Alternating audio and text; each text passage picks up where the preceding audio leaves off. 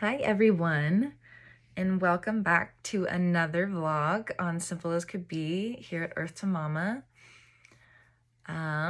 Today is actually a really exciting vlog for two reasons. One is because I just realized that I have posted 100 blogs on Simple as Could Be. 100 blogs on Simple as Could Be. I honestly can't even believe it. It's been everything from self-development to parent resources to children resources to home decor hacks and how-tos and just anything that's felt important to me throughout my journey of life. And I truly hope I've helped some people along the way. Another important milestone that I just hit was I am now 3 months sober and a few days. But that's a huge milestone for me because I have accomplished a lot, I feel like, in that short time. And I've kind of got a new outlook on life, and I'm more happier and more motivated. And I just thought, what a great way to celebrate two huge milestones, one being 100 blogs and one being 3 months sober, than by doing today's vlog on sobriety. And more or less what made me choose the path of sobriety, what made me not choose the path of sobriety for so long up until I did, and things that I've accomplished or done since I've been sober that I'm proud of. And so since it's my 3-month milestone, I figured I would give you 3 reasons or things or examples or whatever you want to call them for each category.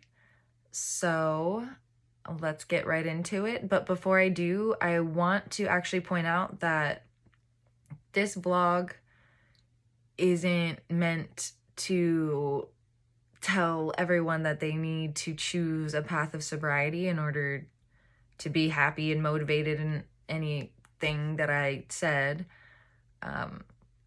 There are people out there who can drink and be just fine where they are at and have no problem and just continue going about that, and there's nothing wrong with that. There's people like me who drink and continue drinking and long before or long after they need to, and something kind of needs to change, but it's hard to recognize when that time to change is. So this isn't meant to make anyone feel bad or guilty or down on themselves for not choosing a path of sobriety. It's more to help those who are on the fence like I was and have reasons both for and against choosing the path of sobriety, that I'm hoping that this video reaches and can help even in the smallest way, even if it's getting some insight into yourself or deciding to finally take the plunge and make that change, or even just learning a little bit more about it in general, and knowing that you're not alone.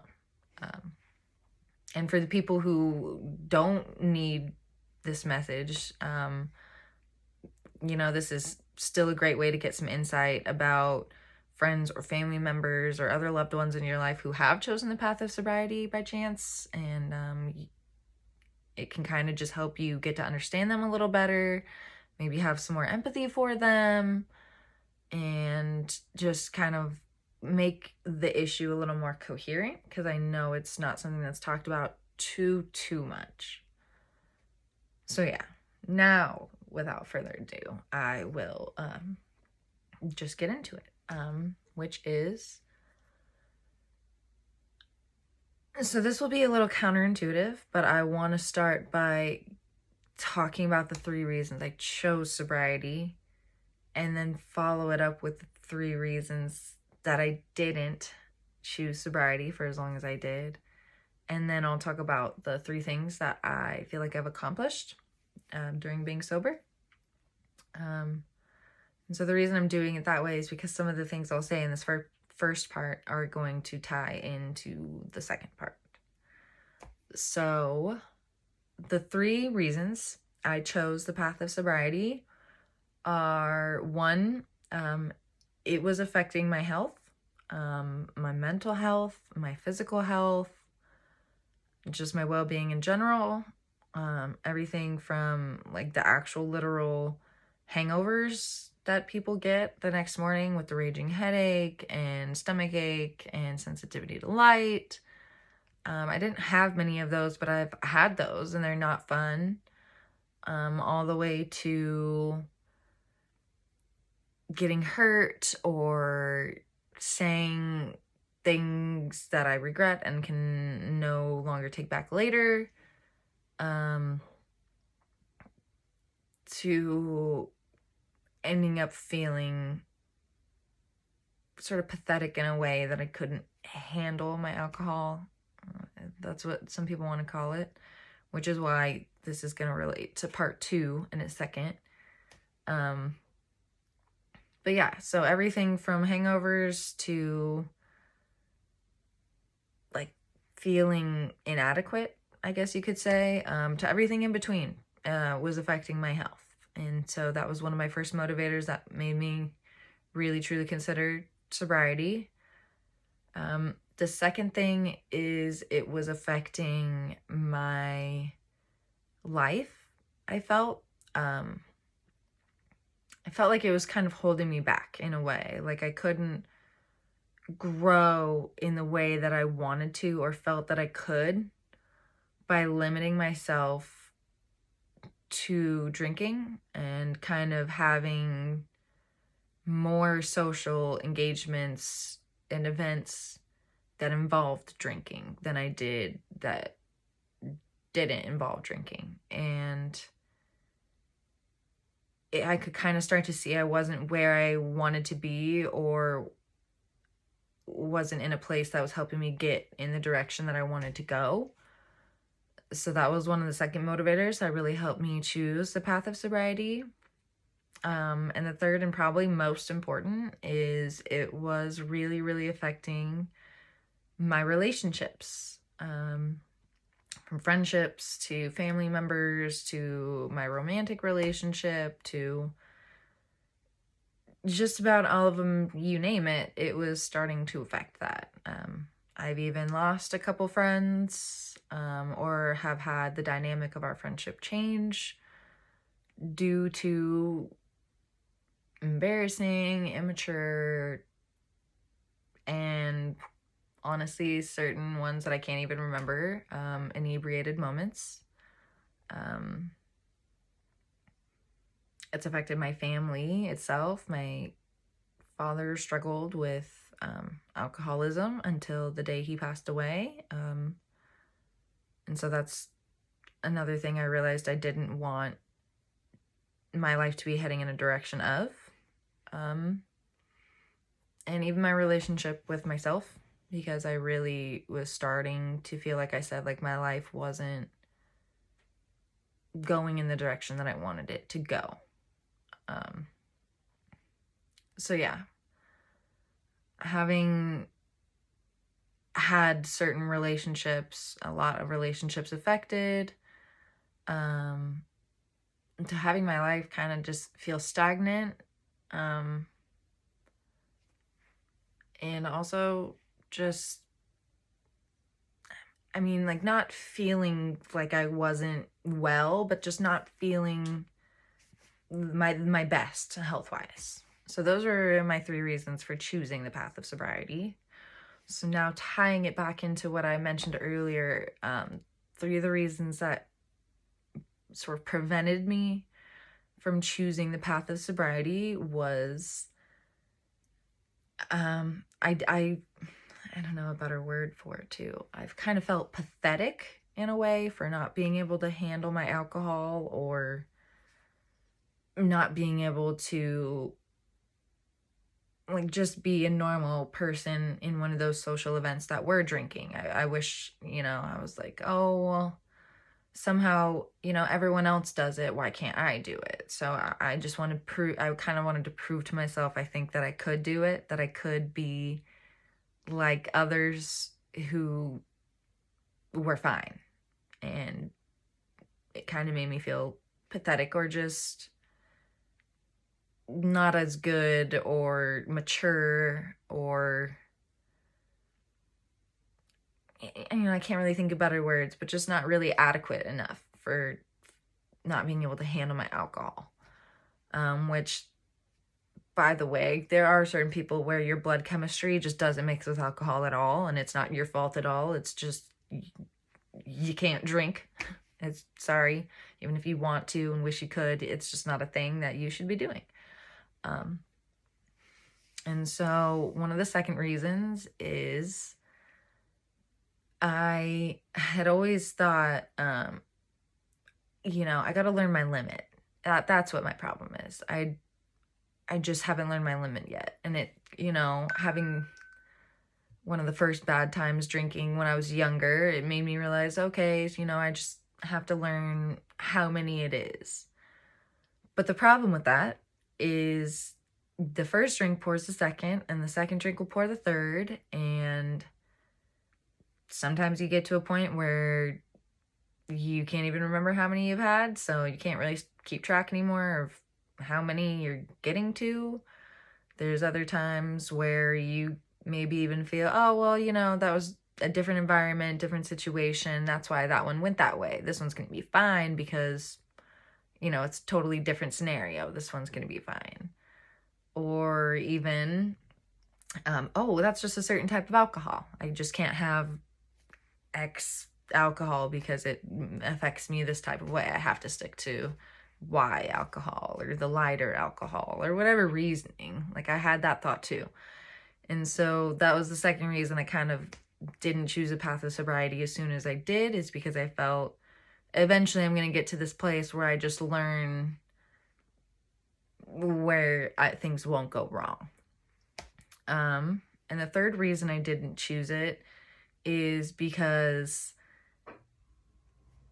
I was honestly a little bit nervous about how things would turn out, because drinking, as it tends to be, is a social thing. People tend to drink at social events or outings, or even at dinner with, your spouse or friends or loved ones or whatever. And I didn't know how to kind of present myself in that scenario when the time came. Like, well, what if I do decide not to drink, and then someone asks me why I don't drink? It'd be embarrassing to say, well, I just can't handle my alcohol or whatever. And so, yeah, I guess it was fear of what others thought of me, mixed with a little bit of fear of what I thought of myself, as well as basically excuses is all I really can chalk it up to be. Like, reasons, just kept coming up with new reasons why I didn't have to. So trust me, if you're on the fence and you have reasons why you should, but also reasons why you shouldn't, and it's just confusing to you, like, you're not the only one. It's a hard decision to make, and things can change, and you don't know what's going to happen, but it's kind of just part of the ride, and you make it work.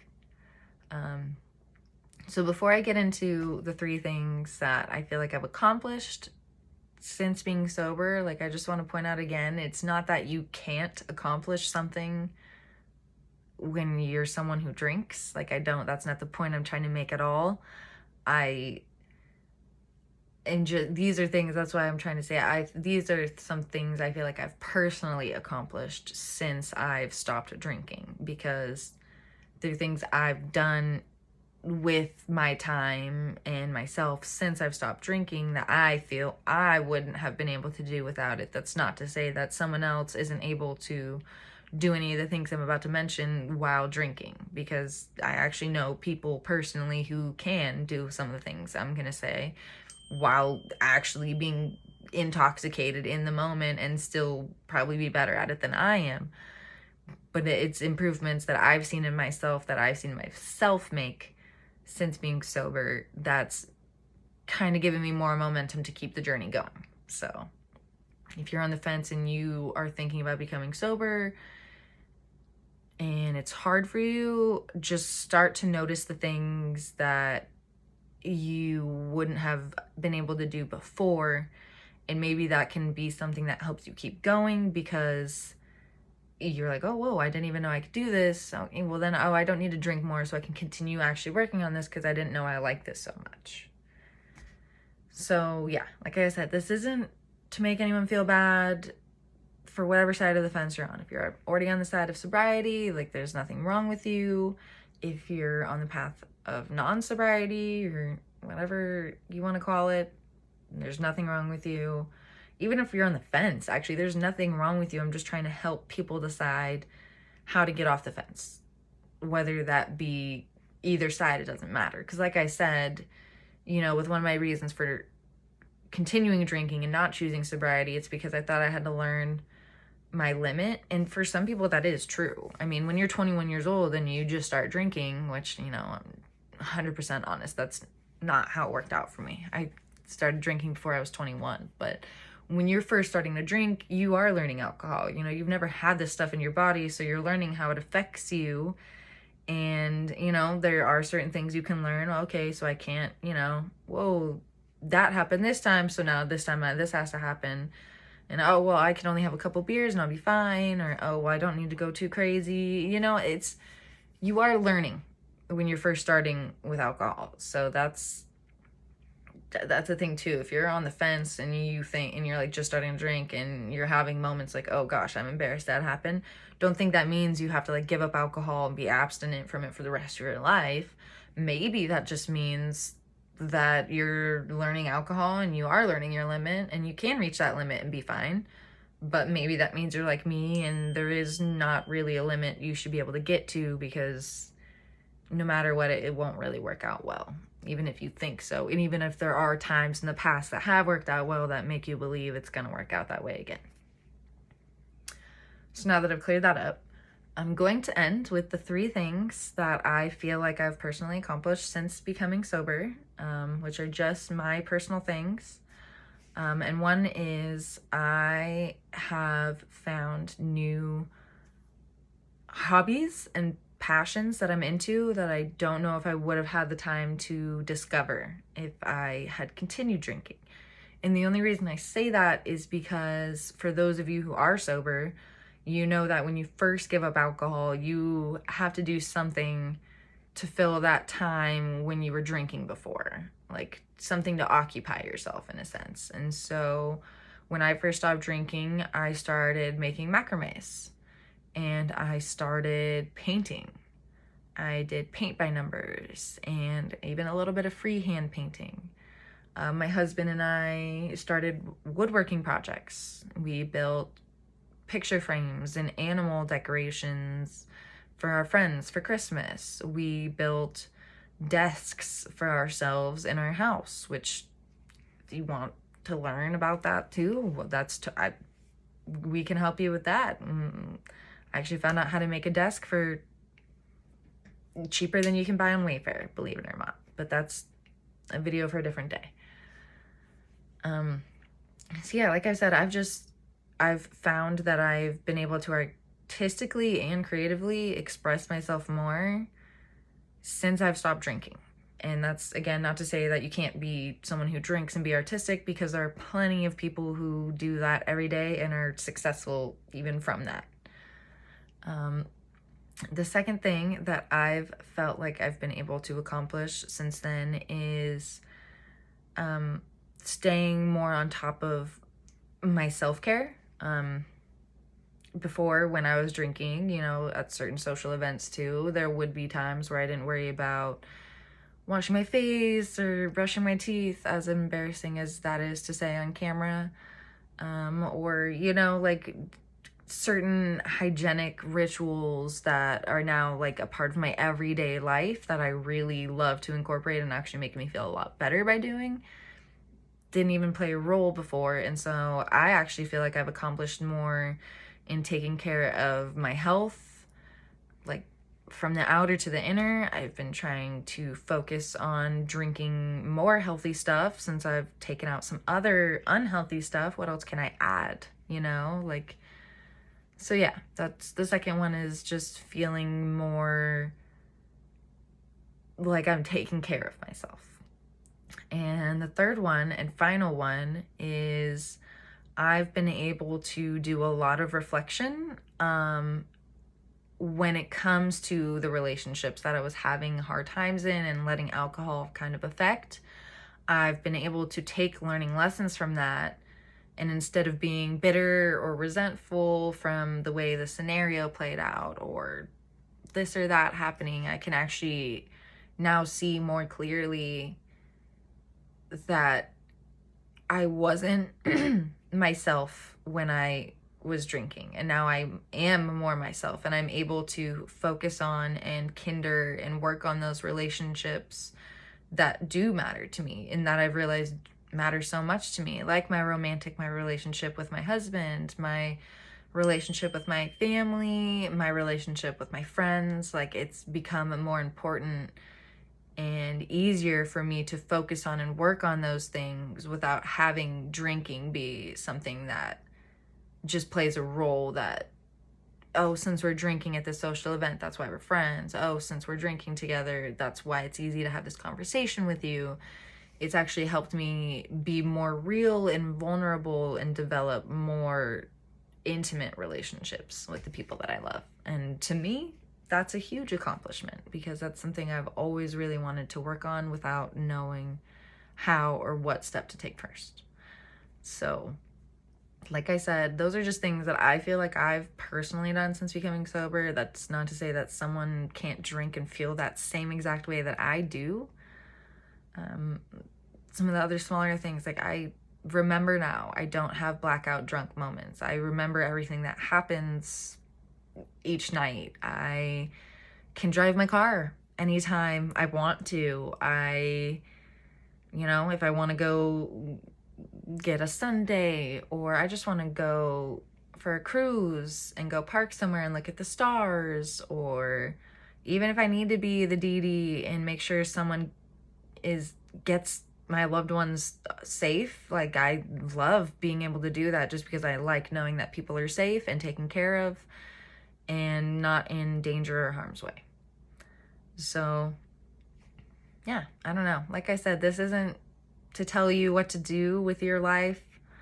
It's just kind of trying to help anyone who's like I was and just kind of doesn't know what step to take next.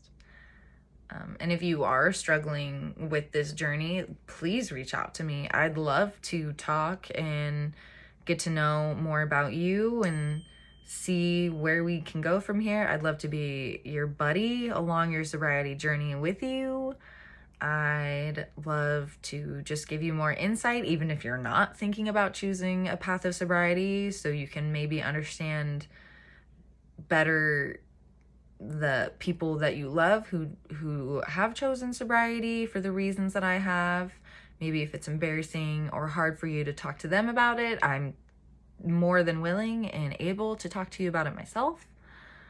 So yeah, like I said, I thought this was the perfect topic for reaching the 2 huge milestones that I've reached.